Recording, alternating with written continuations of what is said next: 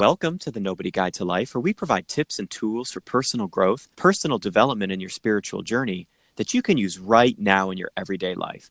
I'm J.A. Plosker. You can always find out more at thenobodyguidetolife.com. Thank you so much for joining us. So my regular listeners know that back in full episode 17, E17, we learned from Christine Badu about her personal journey to working with horses and the healing power it can have for self and others. It was a fascinating conversation. So when I found out about today's guest, I knew it was a sign that I had to learn and share even more about the powerful connection between people and horses and what it can teach us about living a better life. Andrea Hall was a high-powered criminal defense attorney for over 13 years, but after discovering a brain tumor, she left it all behind to pursue her love of horses. And now, she's an author, speaker, and certified equine gestalt coach, and she and her husband now live in Eaton, Colorado, on 47 acres where she runs Withers Whisper LLC, working with clients who need to find balance or discover their passion. She also works with couples who want to take their relationship to another level. She and her horses help clients and couples heal the unfinished business that's keeping them from having the life they want. She's co-authored 2 books, Touched by a Horse, Equine Coaching Stories, and Living Your Joy, Creating a Joy-Filled Life. Welcome to the show, Andrea. Hello. What a pleasure to have you here. Yes, thank you for having me. Yes, so we have talked horses on this show before, not dogs yet. But I apologize. no, not a problem. Hey, it's everybody's welcome here. So we've talked horses before, but this is a little different, I think. You do something that's a little different, I think, than our previous guests, and I can't wait to hear about it. So can you tell us a little bit about your journey to equine coaching? It's such an interesting area. How did you come to that? Sure. So, as you stated in my bio, I was a criminal defense attorney. I represented people accused of sex offenses and domestic violence. And so it was a very stressful industry. Right. And I did that for 13 years. And I really started to struggle with, is this for me anymore? I had been in the middle of a 5-day jury trial when my 18-month-old puppy passed away. Oh. And I said, what am I killing myself for? Because at the end of the day, my clients don't care about me. They only care if I'm going to keep them out of jail. And most of the time, it's a struggle even for them to pay their bill. So Right. I said, what am I on this hamster wheel for? And so I really did some soul searching. And on that 3-year journey, I progressively got more physically ill Right. until they discovered I had this brain tumor. And prior to that, while I was on the journey of figuring out what I was going to do when I actually grew up, I had discovered this opportunity to participate with horses. Right. And so I did it a couple times and I went, wow, when I participate in this type of work, because I had been involved in personal growth work already for like 8 or 9 years. And so I was always, searching for other things, and I got introduced to this. And like I said, when I was with the horses, like my breathing pattern changed, my heart rate dropped. I was actually physically in my body and in the present moment.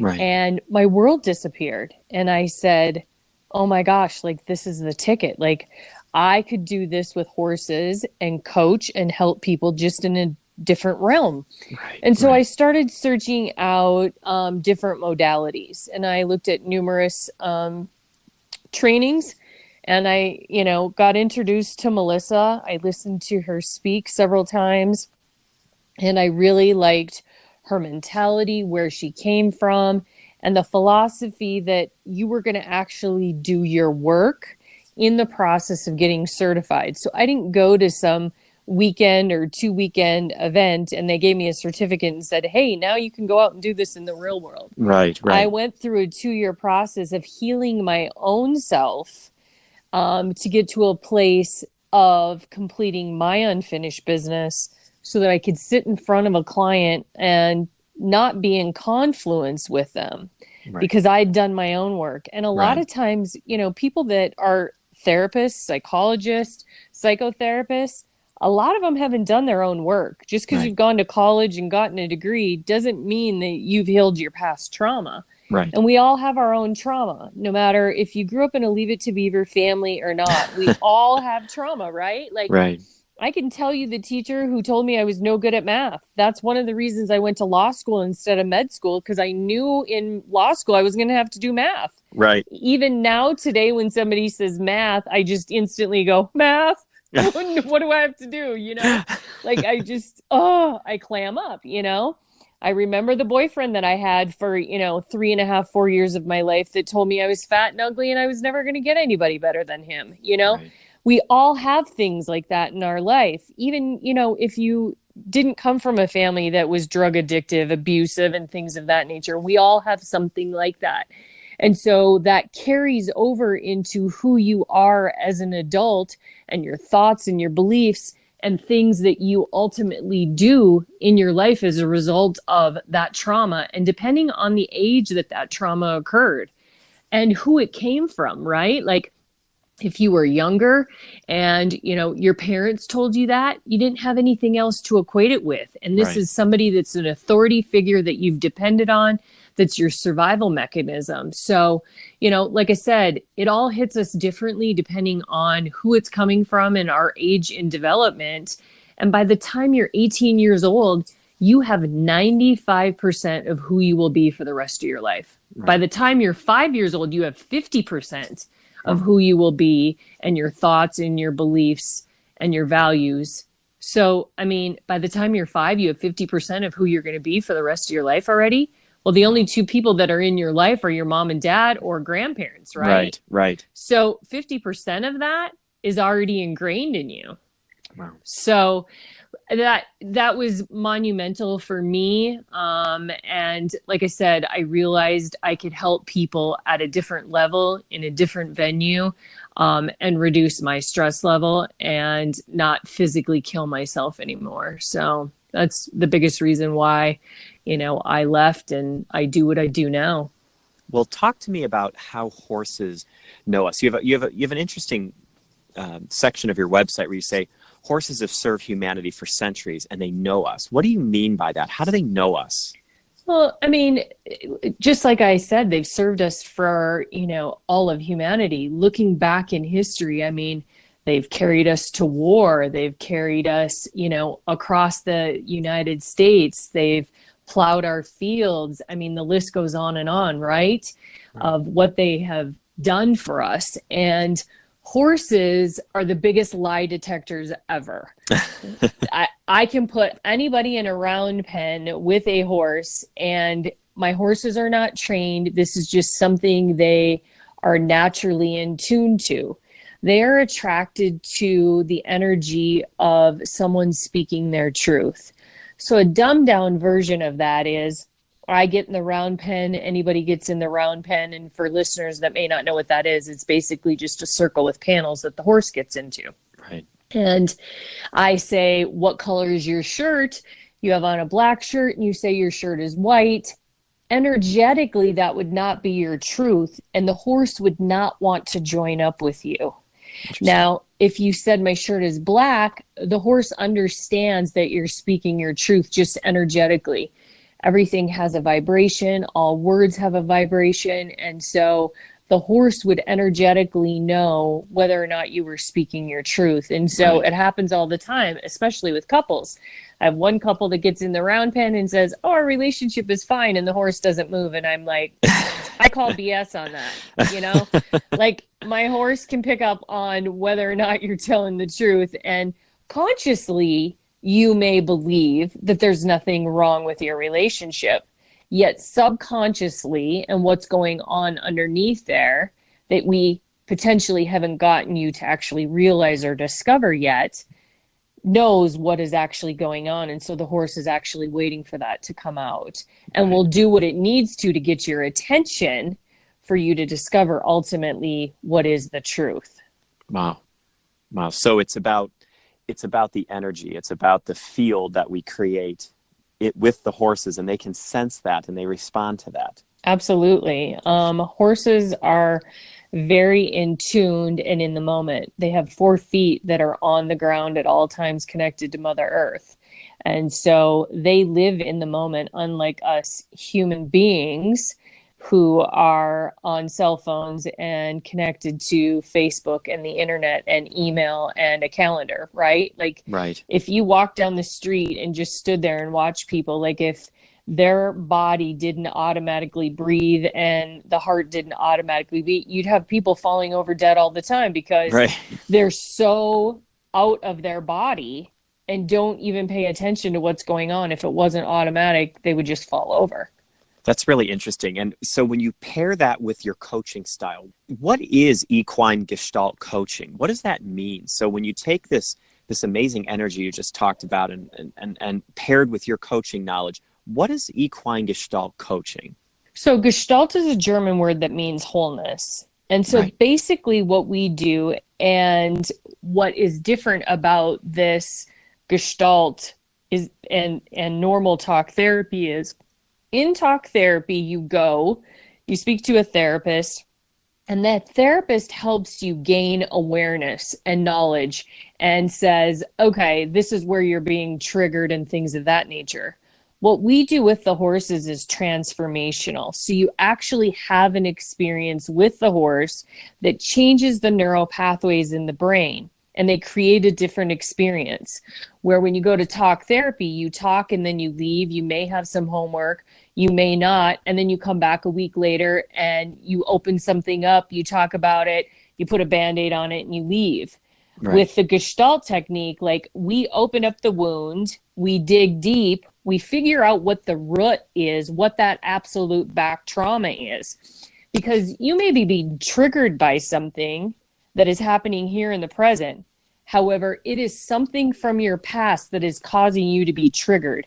And until Right. you get to the root of that problem and heal it through the Gestalt technique, it's forever going to be there. So that's the part that's different with us is we open the wound, rip it out, clean it, and then we put, staples back on it and close it up and completely heal it. We don't put a Band-Aid on it. And, it's funny because I participated in a program that happens over Christmas with the inmates here at the detention center. Right. And I was there about 2 weeks ago talking to the new people that were going to participate in this program. And one of the girls said, I used to go to talk therapy and, drug treatment, and you're there for an hour, they open you up and then they don't know what to do with you and send you back out into the real world. And then I'd go and use. And I Right. said, exactly. I said, because you never got to the root of the problem. The root of your problem was when you were sexually assaulted at 15, and that's Right. why you continue to use. I said, and in the process of opening you up in an hour, you don't get to the root of it. I said, you need at least an hour and a half session to get somebody to get to that place, open it up, go through the process of healing it. And there might be several levels, don't get me wrong. It might not Right. just be a one-time process, Right. especially for somebody who's been sexually assaulted. You may have a piece that you need to deal with the anger. You may need to do a piece that she gets to actually have a conversation with the perpetrator. She may have to have a conversation with the person she disclosed to and they didn't believe her. Right. There's different levels or layers as you peel back the onion. However, that doesn't happen typically in traditional talk therapy. And so again, because of the experience you're having, like I said, it changes the neural pathways in the brain and you can equate that experience to something different. And how I explain it to people is, do you remember the first time you became afraid of something or really excited by something? And typically it's spiders or snakes or maybe a roller coaster. Right. And every time, and I just had this experience because I'm deathly afraid of snakes. I was scrolling through Facebook. I was in the vehicle with my husband and somebody was pouring cereal or what looked like a box of cereal and a snake came out.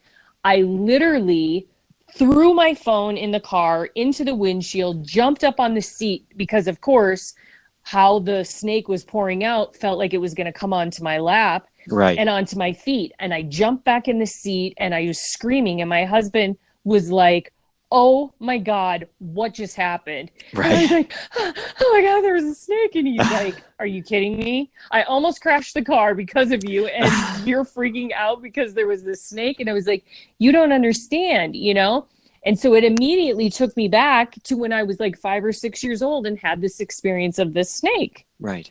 So until that changes in your head, you're automatically going to revert back because the amygdala is firing, going, oh my God, there's a snake. Oh my God, there's a snake, right?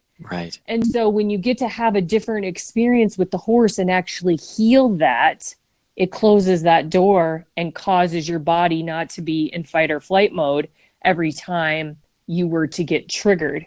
You can then respond to the situation instead of reacting. All right. So draw for us the connection, make the bridge between how somebody might come to a session with an addiction issue or even just a simple phobia like a fear of snakes, and how the horse and you and the client work together to work through an issue. What does a session look like? How does that work? Sure. So the purpose of this is to really be in the present moment. So the client may have called me for any number of reasons. Right. They may call me because they're struggling at work, a relationship, whatever. And ultimately, when they sit down in the seat, that may not even come up. Right. So the first thing I do with my clients is really get them back in their body and feeling into what's coming up for them in that present moment. And then we work through that. And that may lead me in any number of directions, to something that resulted back in childhood. And then, like I said, we go through that process. They get into the round pen with my horse. And my horses are just like human beings. They all have things that they're great at, that they work better at, have different personalities. Some are more extroverted than introverted. Right. I have a horse that is a phenomenal chakra healer. And so that would be probably the first thing that horse would do. Another one holds space and has a huge heart, and it would allow the client to move through whatever is needing to be done and hold the space and love them. I have never picked a horse that wasn't perfect for the situation that arose. Right. I can give you numerous stories of things that have happened with individuals in the round pen and how the horses have pantomimed or shown me. So my horses are just as much of a coach, and probably more so than I am. So they're feeding me just as much information and healing the client as I am speaking to the client. So I'm physically giving words to what is going on in the present moment and asking questions to get them to come to the realization. My job as a coach is really just to hold up the mirror so that they can see the reflection and discover what's inside, because I firmly believe my clients hold the answers. Right. Because even if I say to them, the horse is doing X, Y, and Z, and I interpret that as this, I'm still bringing my life experiences into what I'm interpreting as what is going on, or what I'm seeing, or what I'm hearing. So I always check in with the client and say, how does that fit? How does that feel? Is that something that's true for you? And if it's not, great. When the horse does something, I say to them, what were you thinking? What were you feeling in that very moment that the horse just did X, Y, and Z? I know enough about my horses to know their behavior on a typical day. Right. So if the horse does something that I think is a medical issue, I first check in with that and go, okay, have I had any issues before that? And then I immediately, go to the client and say, what just happened for you? What shifted? What were you thinking? What were you feeling? Because my horse just did X. And that's not normal behavior for my horse. So my horse is giving me a sign that something's going on right now with what I've just said to you, whatever. And like I said, then we process through that based on what feedback I'm getting from my horse, as well as what's coming out of the client's mouth, as well as their behavior. A lot of times too, somatically, something will show up in my body. Where maybe I'm having a hard time breathing. Right. And I might say to the client, first of all, I check in with myself, like, is something going on with me? And then I immediately go to the client and say, okay, so something's happening in my body. What is going on for you? And, a lot of times the client will say, I'm having a hard time breathing, or, I have asthma or something, right? So then, we process through whatever is coming up with that. So there are any number of things that can happen during a session that we then work through this Gestalt process. So tell me about some of those stories. You mentioned there were some. Can you illustrate all this with one of your favorite stories of how you've seen this work? Sure. I have a weekly meetup group, and people will come, and the sessions that we do at that point in time are not deep work. Right. So we wouldn't go into opening the door of somebody being sexually assaulted. Right. I might see that or know that that's happening. However, I'm not going to open that door because we don't have enough time to process that. There's Right. usually, 5 to 8 people. They get to work in the round pen with the horse about 15, 20 minutes, that type of thing. And we do some small, lighter pieces. However, they still get a moving experience. Well, this week, one of the individuals that showed up, she ended up showing up and she was by herself. A meetup group, you never know if there's going to be one person or 10 people. And Right. so that week it happened to be that she showed up by herself, and I had actually used a different horse that day. I typically had used my horse Justice. However, I was having some issues. Some people had been feeding him some treats. And so he was not behaving in the round pen. So I decided I wasn't going to use him that week. And so I pulled a horse named Joy and I put her in the round pen. And this lady came and she was a little leery because she knew she was the only one there. And so she Right. was like, "Oh, don't worry about it. We could reschedule. I can come back in another week." And I was like, "Well, we're all here. We might as well, do the work." Right. And she was like, "Okay." That's right. And so her husband had unexpectedly passed away a couple weeks before that. And so we were working through some of that. And she just said to me, "Is this a horse you usually use?" And I said, "No, as a matter of fact, this is not a horse I normally use. I actually pulled a horse just randomly tonight that, I don't normally use." And she said, "What's the horse's name?" And I said, "The horse's name is Joy."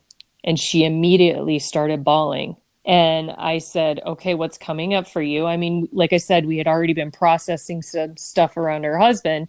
However, she just started crying. And Right. I said, what just happened?" And she said, "I've been praying for Joy for the last 2 weeks." Wow.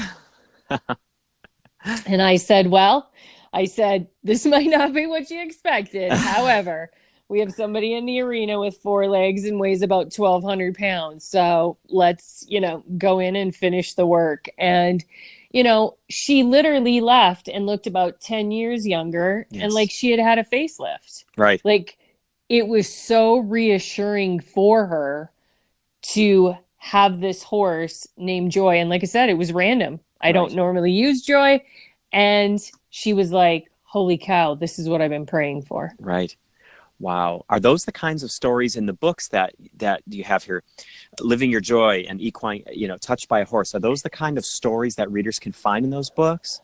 Yeah, in the Touched by a Horse equine coaching stories, there is about 15 of those stories. And my story is in there. And it was my journey through my certification process and my journey through fertility and becoming a mother and surrendering to the process, Well, and how I was able to heal that desire, that need, that control to become a mother, even though it wasn't happening.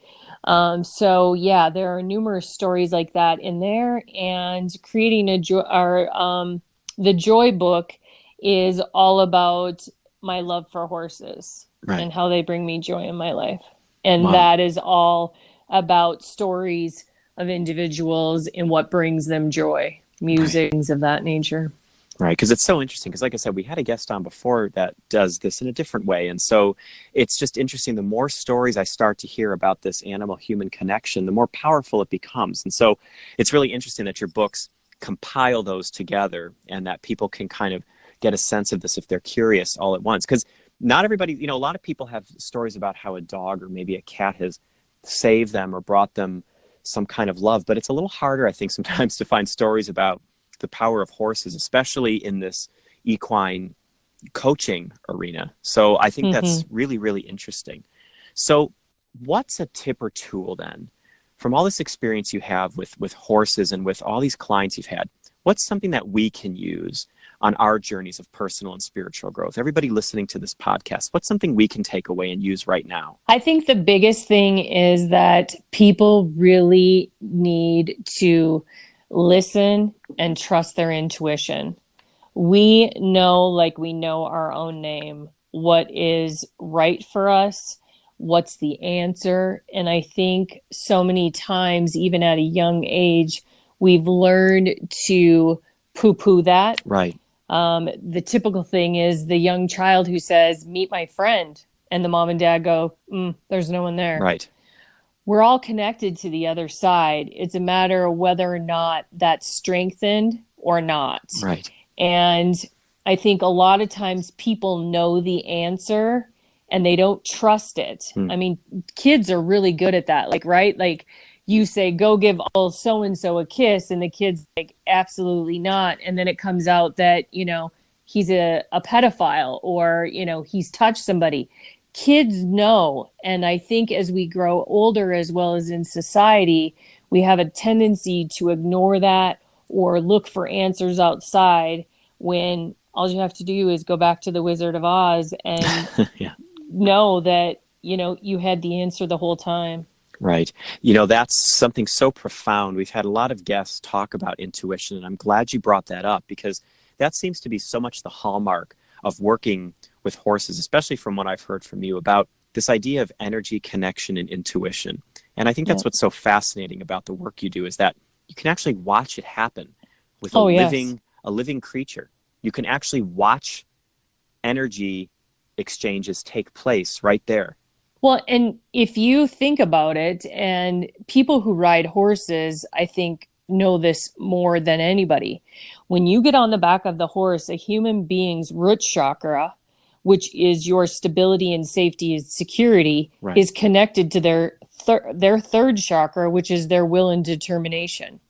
So if you are not secure and feel safe on the back of that horse, the horse is going to do everything it can to get you off its back because it does not want that energy on it.